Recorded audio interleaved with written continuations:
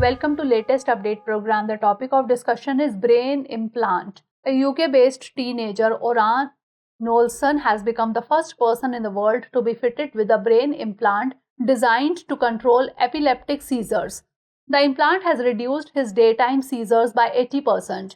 The neurostimulator device delivers constant electrical impulses to the brain to disrupt or block abnormal seizure-causing signals.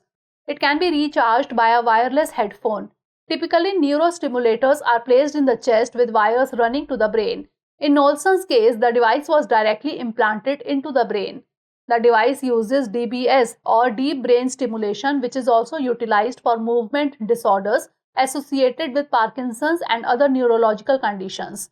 DBS is not the first line of treatment for epilepsy. Initially, doctors use anti-seizure medications and a ketogenic diet, which is high in fats and low in carbohydrates. If these methods fail, brain surgery may be considered. Now let's discuss about epilepsy.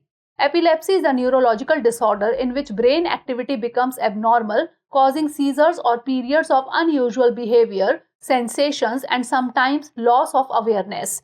It is more common in young children and older adults. There is no cure for epilepsy. The disorder can be managed with medications and other strategies. According to a Lancet study, 3 to 11.9 per 1,000 people suffer from epilepsy in India.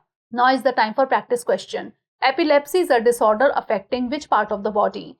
Heart, lungs, liver, or brain? Send the answer of this question in the comment section. Stay tuned for more such updates.